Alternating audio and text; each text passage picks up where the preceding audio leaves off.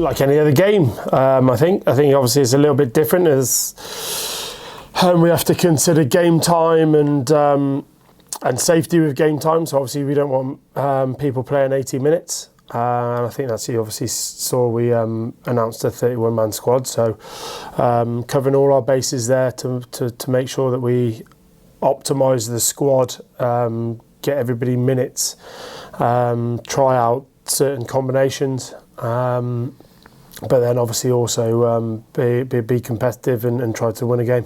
Yeah, like first block, it's probably our fifth block already.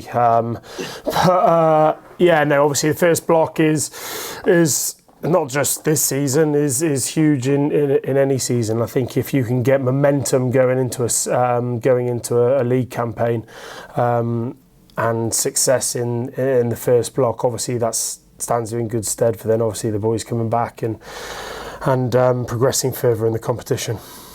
We spoke about the pitfalls and obviously the challenges within such a long season, and you want to be peaking at the right time. You don't want to be peaking in week 11 of pre-season, and then by the time we get to the actual season starting, everybody's physically and mentally spent. So we obviously spoke at a great length about that. Now, look, we think we've done a pretty good job in staggering it out, making sure that we went in blocks and we gave people time off.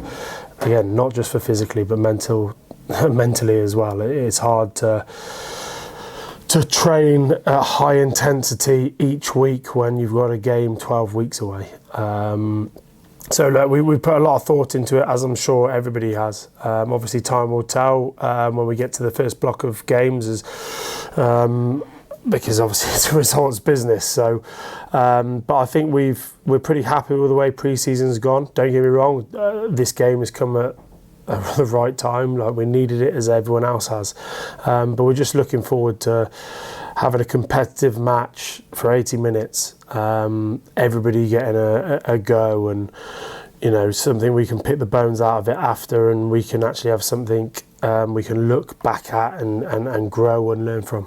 No, I think we're looking pretty good with Edinburgh. Obviously, some of the guys that aren't involved, they're probably on long-term injuries. As I said to you, that everyone's got a personal or a fitness development plan, and we've got to make sure that we don't rush these guys back. And I think in the past there's been pressure to get players back, and without actually having a decent training block. And if we're honest, it's not very safe to do so. We want these guys coming back, and when they do come back playing, being available for months, not just coming back and breaking because they haven't had a good training block. So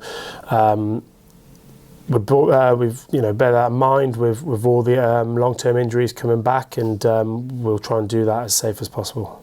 Boys are chomping at the bit. Coaches are looking forward to seeing whether we get any transfer from obviously what we've worked on for so long into a game, and it just starts that ball rolling around a review process, the lessons we can learn from games, and as I say, just getting back on that, I suppose, that hamster wheel, getting ready for the start of the season.